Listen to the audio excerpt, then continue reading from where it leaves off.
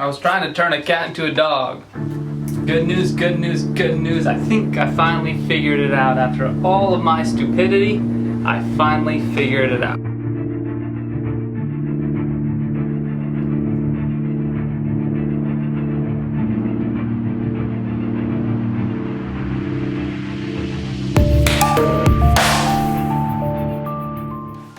In my pursuit of learning how to make the best bow possible, the fastest shooting bow, for practice, for straight flight, for hunting, whatever it is, I am learning a lot, and I'm learning through failure. And this is one thing that I completely look past. I've been trying to make this longbow into a functional shooting bow, and the limbs are too stiff and the handle keeps cracking. And as I sat there on the couch the other morning just thinking about why this wasn't working, I remembered what I did when I built it.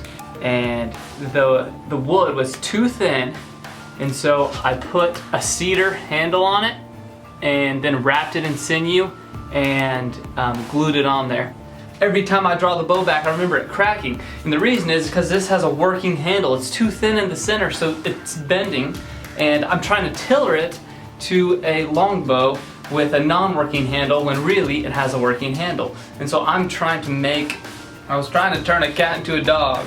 Something that wasn't meant to be work, and it has been an absolute disaster. And so I'm gonna completely change my plan on how I am gonna finish this bow. We're gonna take all this handle off, we're gonna make a working handle bow, and it's gonna completely change the tiller. Let me give you an example of exactly what that looks like. You see A right here, how it bends consistently through. That's a working handle. That's exactly what I need to do. I've been trying to do something more like C or D with a stagnant handle with this bow, and that's not gonna work at all because it is too thin in the handle. I actually took some pictures of this exact bow when I first made it, and you can tell that it's tillered a whole lot more like the A picture here. And then I have another example of something that's more like C or D where the handle is not working, and it's another bow that I have made and used in the past, and here that pictures as well. You can clearly see the difference in these two pictures, and it is very obvious my mistake here. So I'm gonna take this handle off. I'm gonna make my first working handle bow, and it is gonna be absolutely awesome. I wanna make the best bow possible on every bow I've made. I've made like 15 or 20, but each one is getting better, and this one's gonna get even better. We have no more time to waste, so let's do this.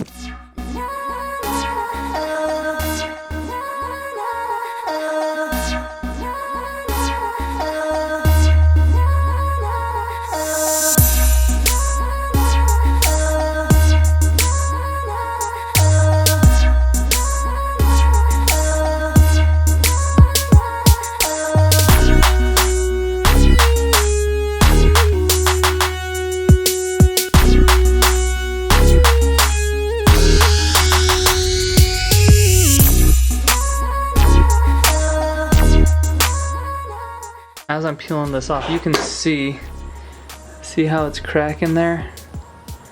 That is the cedar to the old Osage. This is so thin, like that's ½ inch or less, and I don't know, I mean, I was new to bow making back then, so I didn't realize that it needed to be thicker to not bend, and I was just trying to make a cool handle. But I think this can work out really well if I make a working handle, and I think I actually might be able to put some reflex in it. I need to test the wood and see, and I'll have to go about it cautiously because this piece of wood is really old and I don't want to crack it and mess it all up, but I may do that to make it the best shooting bow as possible.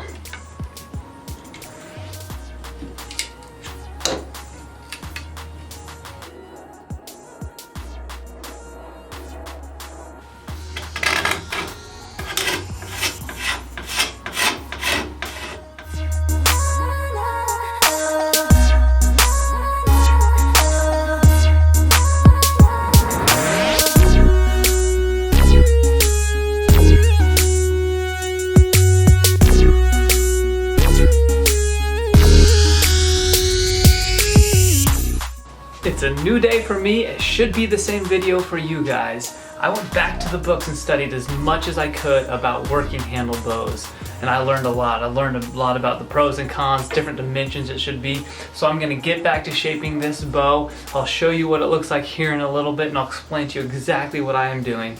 Let's do this.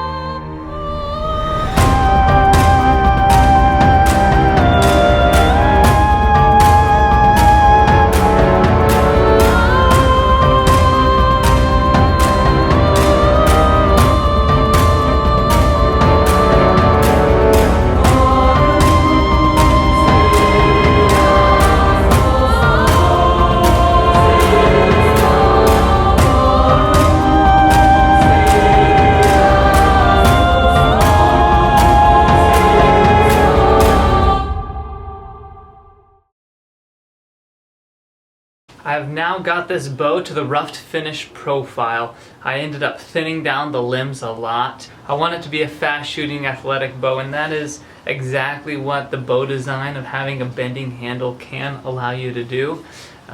Some people say the bending handle is easier to tiller, but it's more dangerous in the sense that right around the handle, if you mess up at all, it will cause extreme set in the limb tips, because the handle bends. If it bends too much at all and any set occurs, basically the rest of the limb is ruined and the bow is broken. So I've got to be extremely careful with tillering it around the handle. Advantages of the working handle is that it has the lowest tip string angle, and so at the tip this angle of the string is going to be the lowest, which prevents stack, which is very important for performance. Because the handle works and actually bends, it means that I'm gaining back about 8 inches of limb, and those 8 inches become allow me to shorten the bow about 8 inches if I need to, which is really good to have it more compact. Or I can keep it just the same length, and that means I have 20% more wood storing the energy, and compared to a D bow, this stores a lot more energy. Because the handle bends, I can also have a longer draw length, and that's really important for me. I have fairly long arms. My wingspan is like 6'8", and so I need that extra draw length, so that'll be very helpful for me.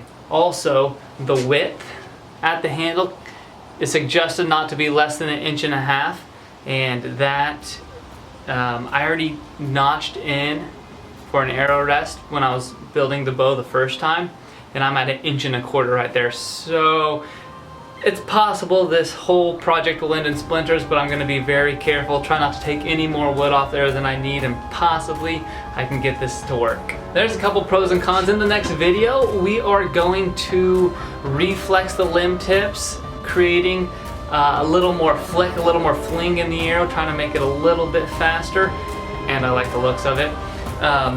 And then I'm gonna start tillering it, and we'll get this bow working. I'm excited to continue it, so go out, make a bow, and have a wonderful day.